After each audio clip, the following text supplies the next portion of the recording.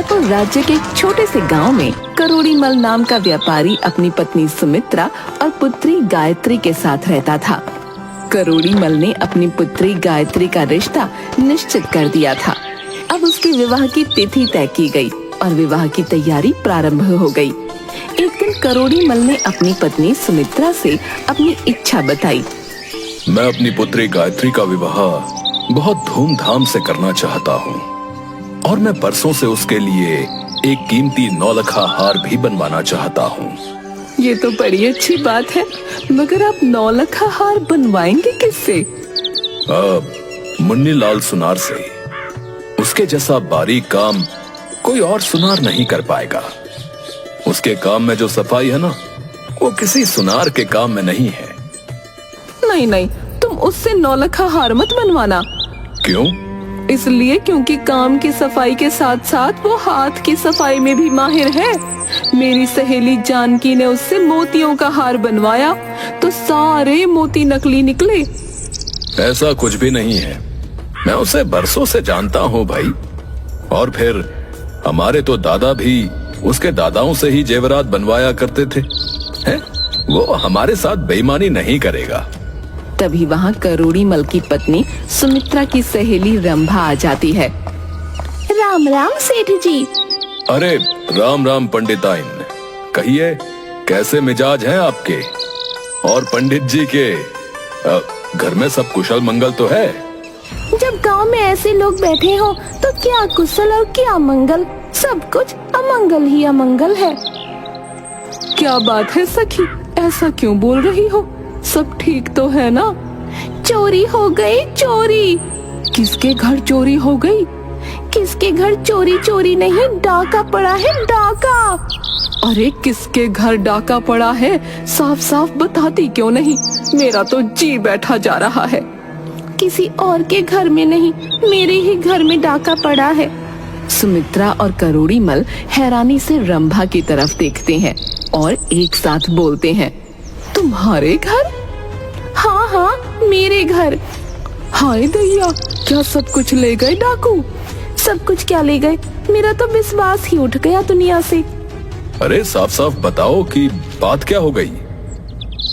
क्या बात बताऊं करोड़ीमल जी, मैंने उस चोर मुन्नी लाल सुनार को अपना ये पूरा 10 तोले का हार दिया था, सोने का, चमकाने के लिए। हाँ हाँ, तूने बताया तो था मुझे। तो क्या हुआ, उसने ठीक से चमकाया नहीं क्या? हार तो चमक रहा है अभी भी। चमकाया चमकाया, लेकिन हार से ज्यादा अपनी किस्मत को चमकाया, चोर कहीं का। अरे बात तो पूरी बताओ कि क्या हुआ आगे?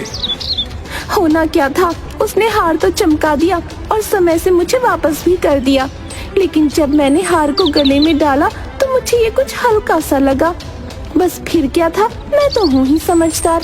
तुरंत हार लेकर पहुँच गई उस मुन्नी लाल सुनार की दुकान पर, और जब हार का वजन किया तो मैं तो लुट ही गई, बर्बाद हो गई, लूट लिया मुझे। अरे बात तो पूरी बताओ कि क्या हुआ आगे?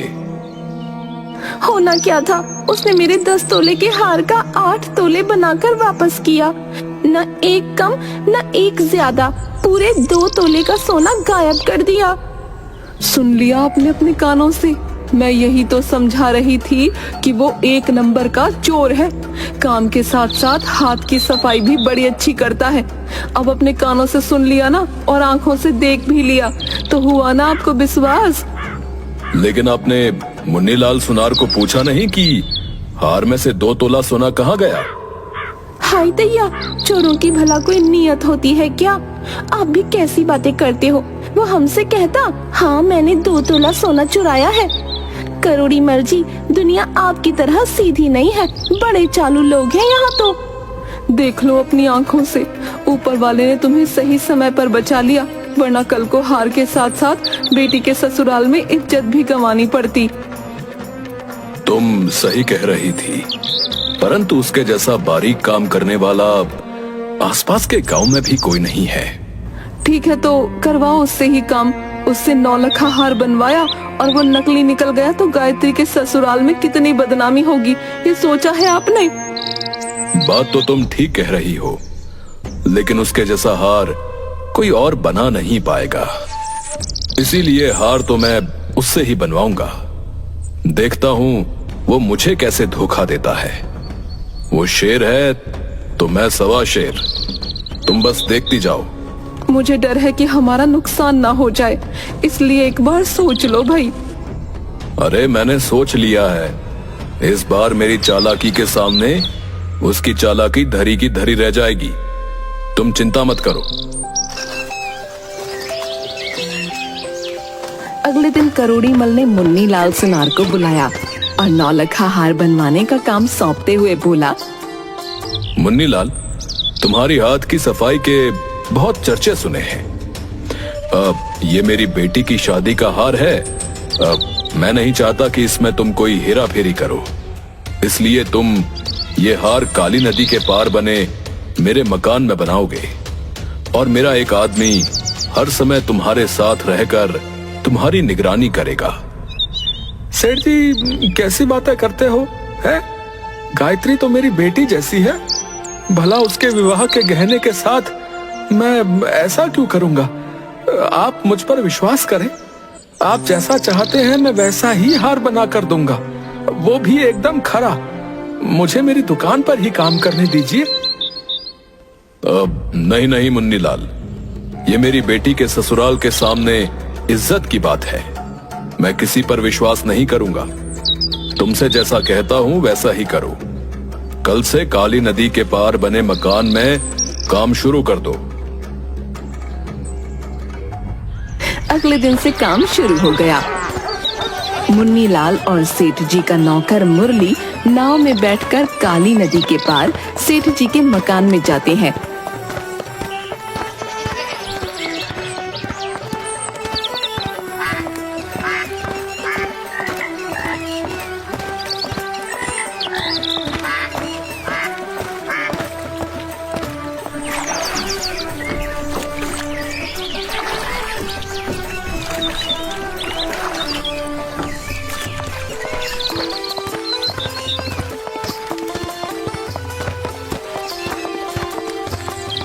और मुन्नी लाल वहीं हार बनाता है।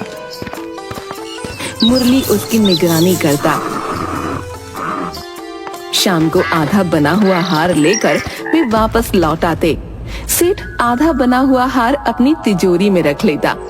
अगले दिन उसे तिजोरी से निकालकर मुन्नी लाल को देता। अपने ऊपर सेठ का ये अविश्वास देखकर मुन्नी लाल दुखी था। मुन्नी लाल अपनी पत्नी से, मुझे करोड़ी मल का अविश्वास देखकर बड़ा दुख होता है। जी तो आता है कि काम ही ना करूं उसका। तो छोड़ क्यों नहीं देते उस करोड़ी मल का काम? होगा सेठ अपने घर का, मेहनत के पैसे देगा हमें, मुफ्त के नहीं। लेकिन आपको भी कौन समझाए, आपको भी तो न जाने क्या सनक पड़ी है उस हार की जो जान दिए हुए हो, वो भी कैसे लोगों के लिए जिन्हें आप पर रत्ती भर भी विश्वास नहीं। नहीं नहीं, मैं उस काम को बीच में नहीं छोड़ सकता। इस काम के बाद मैं दुनिया का सबसे अमीर आदमी बन जाऊंगा, देखना। क्या कहना चाहते हो तुम? क्या चल रहा है तुम्हारे दिमाग में? कुछ नहीं, बस समय का इंतजार करो। एक दिन करोड़ी मल को अपने किए हुए इस व्यवहार पर पछताना होगा। हाँ। मुन्नी लाल मन लगाकर काम करता है, लेकिन वो मुरली से बहुत परेशान था। मुरली दिन भर उसके सिर पर सवार रहता। वो सिर खुजलाता तो मुरली उसके बालों को टटोलता। वो छींक मारता तो मुरली उसके रुमाल की तलाशी लेता। एक दिन तो हद हो गई। मुन्नी लाल ने रुमाल से अपना मुंह पोंछा तो मुरली ने उसकी मूंछ के बाल टटोले। मुन्नी लाल को बड़ा गुस्सा आ गया। मुरली, बहुत हो गया तुम्हारा। अगर तुम्हारे सेठ को मुझ पर इतना भी भरोसा नहीं है तो मैं एक काम करता हूँ, तुम्हें वहां बैठकर बताता हूँ कि हार कैसे बनाना है। तुम ही काम कर लो, इस तरह मैं काम नहीं कर सकता हूँ। मैंने क्या किया है? मैं तो सिर्फ अपने सेठ का हुक्म बजा रहा हूँ। अगर तुम्हें ज्यादा ही तकलीफ है तो तुम खुद करोड़ी मल से कह दो कि तुमसे ये काम नहीं हो सकता। हाँ। मुन्नी लाल को गुस्सा तो बहुत था, परंतु उसने एक क्षण के लिए कुछ सोचा और फिर मुरली से बिना कुछ कहे चुपचाप अपने काम को वापस करने लगा। शाम को घर जाकर उसने पत्नी को सारी बात बताई। मुझे समझ नहीं आता कि तुम क्यों इस तरह की जिल्लत बर्दाश्त करते हो। छोड़ क्यों नहीं देते इस मरे हार के काम को? नहीं छोड़ सकता। एक बार हार बन जाए फिर मैं सेठ जी को और इस मुरली को मजा चखाऊंगा। हाँ, आखिर वो दिन आ ही गया जब नौलखा हार बनकर तैयार हो गया। बस उसे चमकाना बाकी था। चमकाने का काम अगले दिन किया जाना था। शाम को मुन्नी लाल करोड़ी मल से, सेठ जी बस एक दिन का काम बाकी है। एक दिन भी नहीं, सिर्फ आधे दिन का काम रह गया है। हार को चमकाने का काम रह गया है जो मैं कल पूरा कर दूंगा, और उसके बाद आपका नौलखा हार बिल्कुल तैयार हो जाएगा। अच्छा, तुम्हारा बहुत बहुत धन्यवाद मुन्नी लाल, जो तुमने इस काम को समय से पूरा किया। लाओ, हार मुझे दे दो, मैं इसे तिजोरी में रख देता हूँ। बस कल एक और दिन तुम्हें कष्ट उठाना होगा मेरे इस हार के लिए। हाँ सेठ जी, हार तो आपकी ही है। मेरी हार? अब तुम कहना क्या चाहते हो? मेरी कौन सी हार है? अब कुछ नहीं सेठ जी, मैं ये कह रहा था कि हार तो आपका ही है, बस थोड़ी जबान फिसल गई थी। सुमित्रा वहीं खड़ी थी। मुन्नी लाल के जाते ही सुमित्रा बोली, मुझे तो इस मुन्नी लाल सुनार की नीयत कुछ ठीक नहीं लगती है। अब तुम कहना क्या चाहती हो? देखा नहीं कैसे मुस्कुराकर बोल रहा था, हार तो आपका ही है। अरे तुम भी कुछ भी सोचती हो। उसने बाद में कहा तो कि जबान फिसल गई थी। अरे हार आपका है कहने की जगह हार आपकी है कह गया। जरा सी बात का बतंगड़ मत बनाओ। खुद का दिमाग भी शांत रखो जरा, है? और मेरा भी शांत रहने दो। अगले दिन मुन्नी लाल मुरली के साथ काली नदी पार सेठ के मकान में पहुंचा। उसने हार चमकाने का काम शुरू किया और दोपहर तक हार पूरी तरह से तैयार हो गया। मुन्नी लाल ने हार को लाल रंग के मखमली कपड़े में लपेटा और एक डिब्बे में बंद कर नाव में बैठकर मुरली के साथ वापस लौटने लगा। सेठ को पता था कि आज नौलखा हार बनकर तैयार हो जाएगा। उत्साह में वो नदी के किनारे पहुंच गया। मुन्नी लाल ने जब सेठ जी को नदी किनारे खड़े देखा तो नाव से ही जोर जोर से हाथ हिलाने लगा। हाथ हिलाते हुए वो खुद भी इतना डोल रहा था कि नाव भी डावाडोल होने लगी। अरे मुन्नी लाल, अरे इतना जोर से मत डोलो। अरे तुम्हारे डोलने से नाव संभालना मुश्किल हो रहा भाई। मुरली के बोलते बोलते नाव का संतुलन बिगड़ गया और वो उलट गई। मुन्नी लाल और मुरली नदी में गिर पड़े। सेठ ने गांव वालों को बुलाकर बड़ी मुश्किल से मुन्नी लाल और मुरली को बाहर निकाला।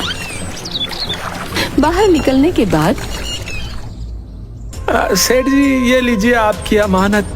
अब इसके बाद मेरी कोई जिम्मेदारी नहीं है। इस हार के प्रति मुझे इस बंधन से मुक्त कीजिए। करोड़ी मल खुश था कि नाव के उलट जाने और मुन्नी लाल के पानी में गिरने के बाद भी नौलखा हार सही सलामत है। अब तुम्हारा बहुत बहुत शुक्रिया मुन्नी लाल। तुम्हें इस हार को बनाने में बहुत कष्ट हुआ। मुझे तुम्हारे काम पर पूरा भरोसा था। सेठ जी ही, आपको मेरे काम पर तो भरोसा था लेकिन मुझ पर नहीं। करोड़ी मल हंसता हुआ वहां से घर चला आया।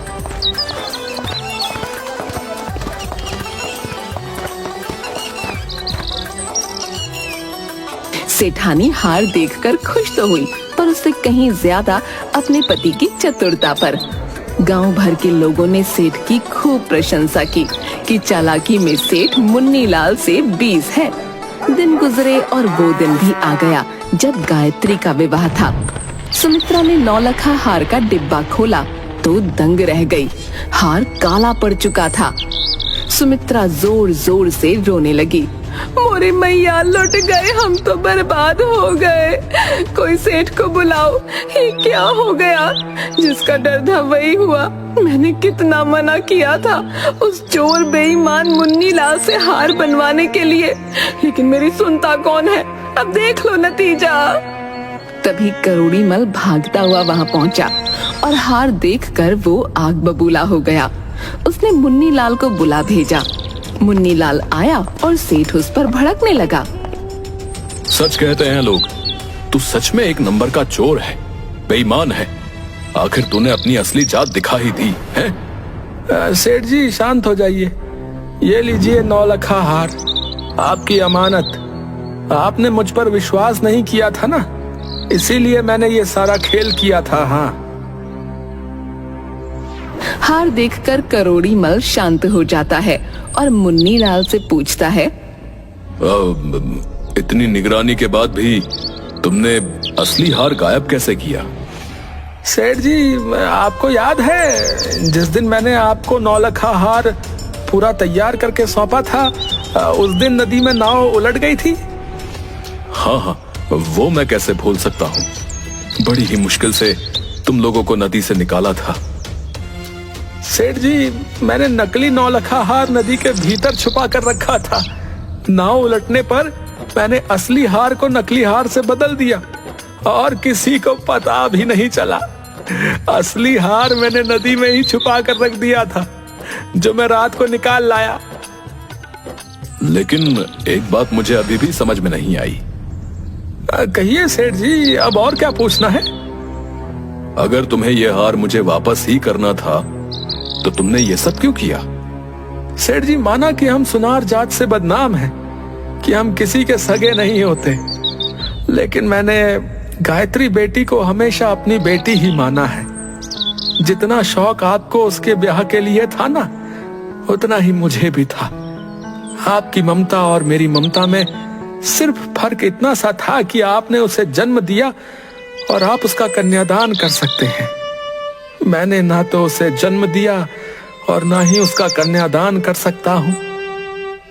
परंतु जैसे ही आपने मुझे गायत्री बिटिया के लिए 9 लखा हार बनाने की जिम्मेदारी दी, उसी क्षण मैंने ये सोच लिया था कि मैं अपनी बिटिया के लिए दुनिया का सबसे खूबसूरत हार बनाऊंगा, और वो भी पूरी ईमानदारी के साथ। लेकिन आपका अविश्वास बार बार मुझे नीचा दिखा रहा था।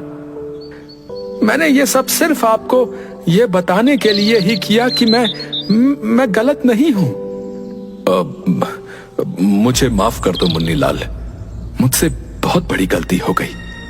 परंतु अभी भी मेरे मन में एक संशय है। कहिए सेठ जी, आज अपने मन के सारे संशय दूर कर लीजिए।